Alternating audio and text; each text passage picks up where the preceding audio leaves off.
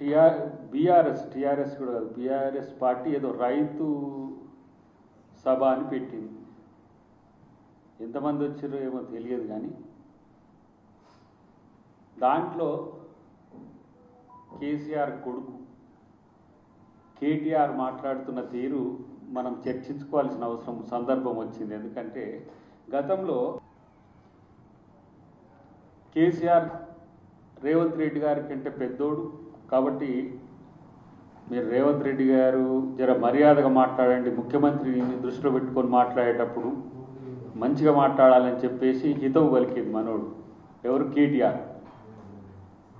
మరి అలా రేవంత్ రెడ్డి నీకంటే పెద్దోడే కదా, ముఖ్యమంత్రి కదా, మరి రేవంత్ రెడ్డి గారిని ఉద్దేశించి మాట్లాడేటప్పుడు ఎంత మర్యాదగా ఉండాలి? మరి నీకెందుకు ఆ సూత్రం అప్లై కాలే? కేసీఆర్ పరిపాలన ఉన్న రోజుల్లో కేసీఆర్తో మొత్తం నువ్వే కలిసి ఉన్నావు.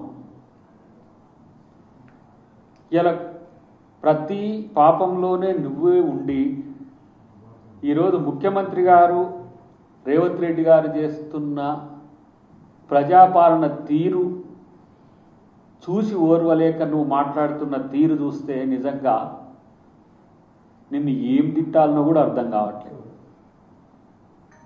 నీలాంటి ఒక దిగజారుడు రాజకీయ నాయకుడిని ఉద్దేశించి మాట్లాడాలంటే కూడా ఒకంత ఆత్మాభిమానం అడ్డం వస్తున్న పరిస్థితి. కానీ తప్పదు, ఎందుకంటే ఈ రోజు నుంచి నువ్వు మాట్లాడిన భాషే కాంగ్రెస్ పార్టీ నాయకులు మాట్లాడతారు. ఒక్కరు కాదు, ఇక ముఖ్యమంత్రి గారి నుంచి మొదలు పెడితే క్షేత్రస్థాయిలో ఉండేంత వరకు కేసీఆర్ కేటీఆర్ బూతు భాషనే మాట్లాడాల్సిందిగా నేను విజ్ఞప్తి చేస్తున్నాను. ఎందుకంటే వీళ్ళు మారరు, వీళ్ళకు అధికారం పోయినా మారరు, వీళ్ళు అధికారం ఉన్నా మారరు, వీళ్ళ డిఎన్ఏనే ఇలాంటి బూతు డిఎన్ఏ. కాబట్టి ఇలాంటి బూతు దగులుబాజీల వల్ల ఇవాళ తెలంగాణకు పెద్ద సమస్య వచ్చిన పరిస్థితి. చర్చిద్దామంటే చర్చిద్దాం, మా వాళ్ళందరూ కూడా ఇప్పుడు మీకు సవాల్ వేసేస్తారు. మరి నీకు నిజంగా చెప్తున్నా, బండి సంజయ్ కరెక్టు, బండి సంజయ్ నిన్న మంచిగానే అన్నట్టుంది. నువ్వే కేసీఆర్కు పుడితే, నువ్వే కేసీఆర్ కొడుకు అయితే రైతులకు కాంగ్రెస్ ప్రభుత్వం ఈ 2 సంవత్సరాల్లో చేసిన దానికి చర్చిస్తానికి వస్తావా?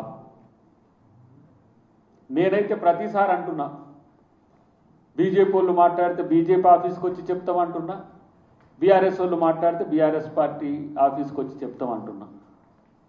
నువ్వు ఈ సవాల్ని తీసుకో కేటీఆర్. నిజంగా నువ్వు కేసీఆర్కే పుడితే రైతుల మీద బీఆర్ఎస్ ప్రభుత్వం ఏం చేసింది, కాంగ్రెస్ ప్రభుత్వం ఏం చేసిందో తేల్చుకుందాం రా.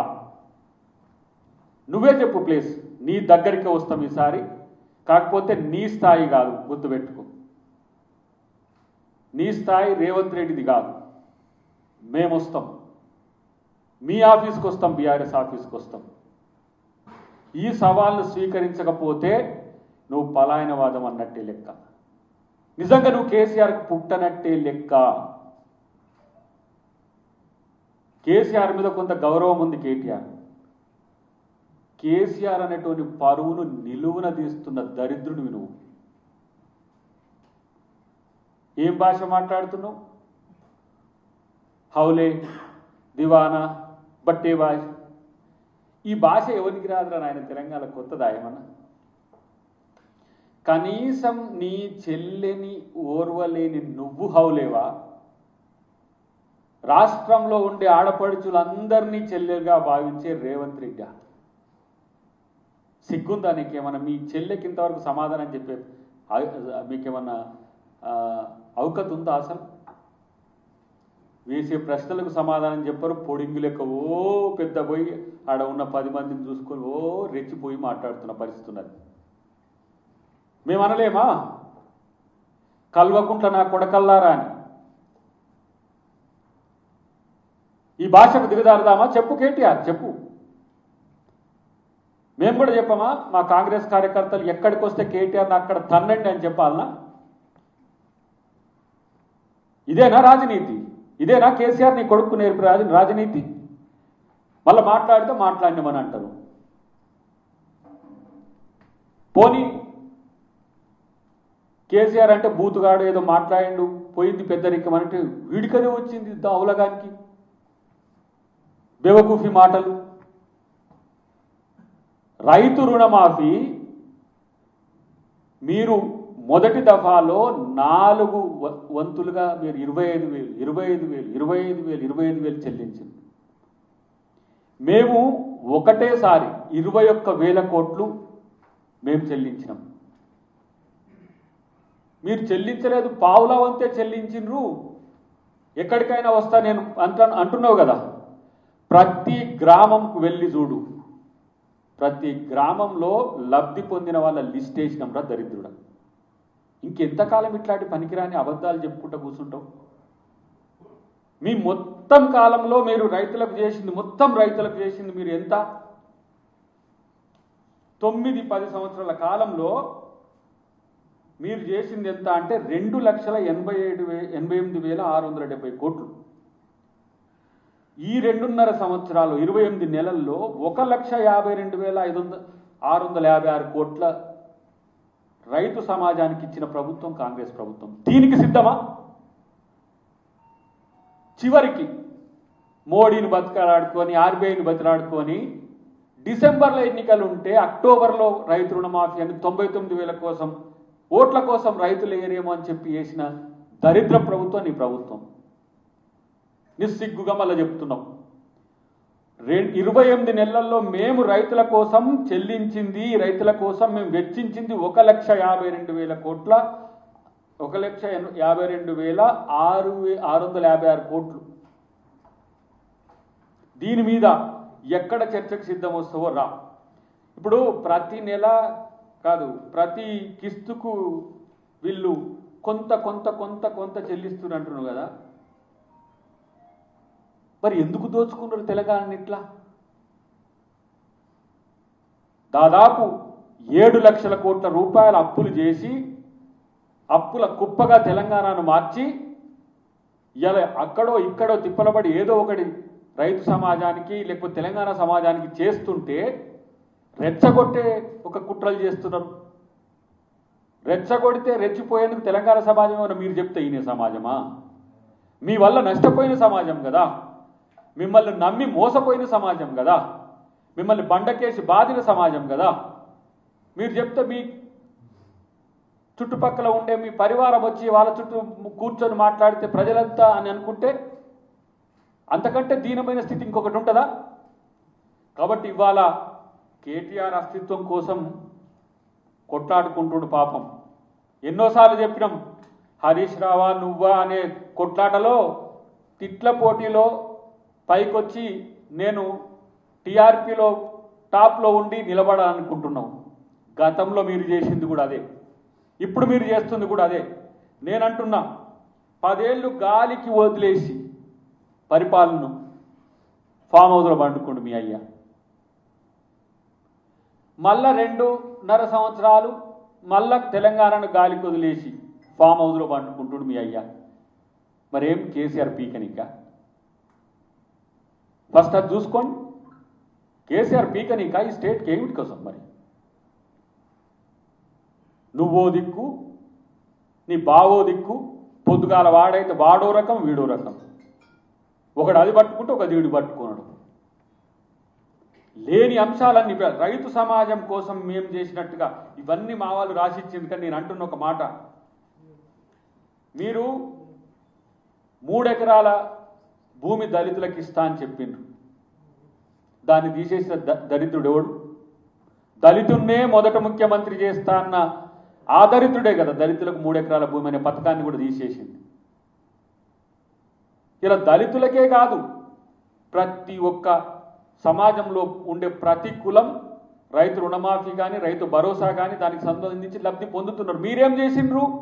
చెట్లకు, పుట్లకు, రియల్ ఎస్టేట్ భూములకు, ఫిల్మ్ సిటీలకు అసలు అక్కడ ఆదరవు లేకుండా కూడా వాళ్ళందరికీ కూడా రైతు బంధు ఇచ్చిన చరిత్ర మీది.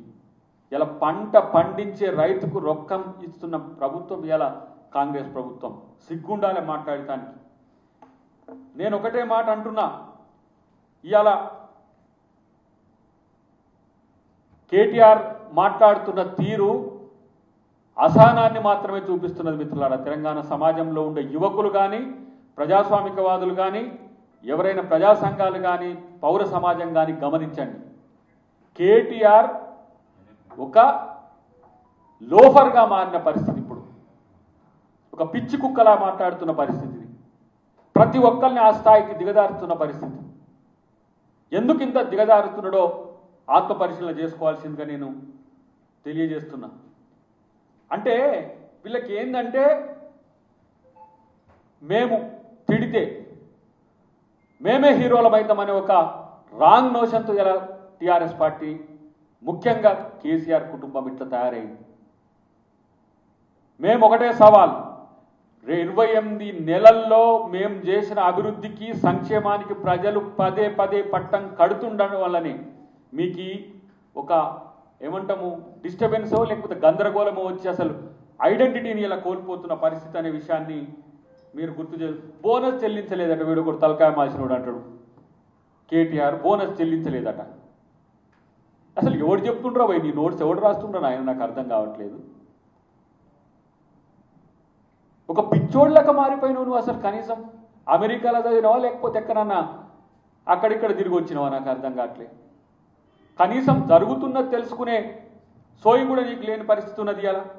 కాబట్టి నేనంటున్న ఒక పౌర సమాజం కూడా నేను అంటున్న, వీళ్లకు ఇలాంటి వాళ్ళ మాటలు నమ్మితే మోసపోతారని చెప్పి నేను తెలియజేస్తున్నాం. ఒక మాట అయితే మీకు చెప్పాలి మిత్రులారా, తెలంగాణ యొక్క రాజకీయాల్ని దిగజార్చిన చరిత్ర, తెలంగాణ రాజకీయ పరిభాషను దిగజార్చిన చరిత్ర కేసీఆర్ది అయితే, తెలంగాణ రాజకీయాల్ని దిగజారుతున్న చరిత్ర ఇవాళ కేటీఆర్ హరీష్ రావు అనే విషయాన్ని గమనించగా, ఇక వాళ్ళు సోషల్ మీడియాలో వాళ్ళ చెంచాగాలను వాళ్ళను వీళ్ళని పట్టుకొని చేసే తంతు వేరే ఉంటుంది.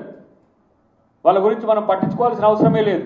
కానీ వీళ్ళు ఇట్లా మారిపోతే, ఇలాంటి ప్రధానమైన నాయకత్వం అని చెప్పుకునే వీళ్ళే దిగజారిపోతే, కాంగ్రెస్ పార్టీ నాయకత్వం ఎందుకు మంచి భాషను వాడాల్సిన అవసరం ఉంది? ఇదే భాషను రేపటి నుంచి మొదలు పెడితే ఏంటిది పరిస్థితి అనే విషయాన్ని వాళ్ళు ఆత్మపరిశీలన చేసుకోవాల్సిన అవసరం ఉంది. ఇక గిట్లాటి వాళ్ళని ఆయన జీవన్ రెడ్డి గారు ప్రోత్సహిస్తున్నాడు. జీవన్ రెడ్డి గిట్లాటి పాగల్గాన్లతో కలిసి పనిచేస్తావు జీవన్ రెడ్డి. ఇంకొక ఆయన పేరు ఆయన జగదీష్ రెడ్డి అంటుండు. కేసీఆర్కి తెలిసింది రేవంత్ రెడ్డి గారు మొగతనం, నువ్వు కూడా వస్తే తెలుస్తుంది జగదీష్, చూసుకో. మరి అది సిబిఐ భయం పట్టుకుందేమో, లేకపోతే సిబిఐ అరెస్ట్ అవుతారేమో అని చెప్పే ఒక భయంతోనేమన్నా చేస్తున్నాడు. నేను చెప్తున్నా, ఇది సవాల్గా కాదు, చాలా పకడ్బందీగా చెప్తున్నా.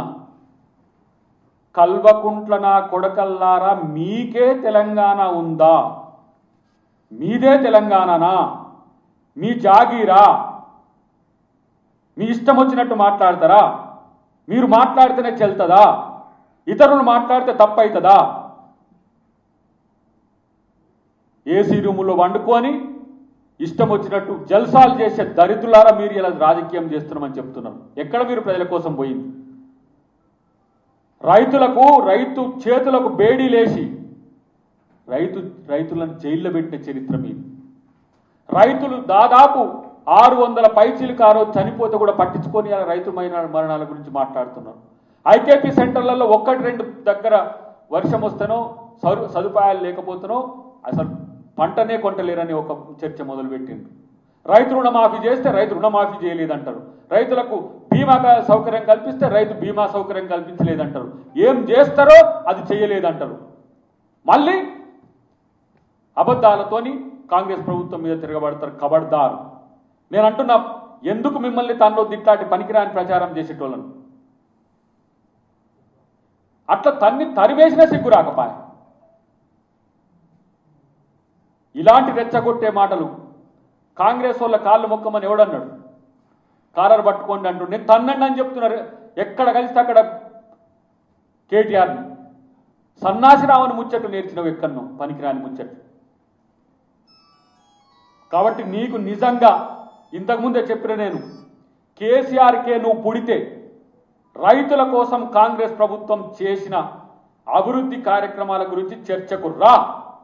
ఇక ఇప్పుడు ప్రెస్ మీట్ ప్రెస్ క్లబ్లో పెడతావో, బీఆర్ఎస్ పార్టీ ఆఫీసులో పెడతావో, ఇక్కడ అసెంబ్లీలో పెడతావో, లేకపోతే నీకు ఇష్టం వచ్చిన దగ్గర పెడతావో పెట్టు, అక్కడికి మేము వస్తాం. మళ్ళా ఈ పొంకనాలు కొట్టకుండా నేనొస్తా రేవంత్ రెడ్డి రావాలనే పిచ్చి సలహాలు పెట్టుకోకు.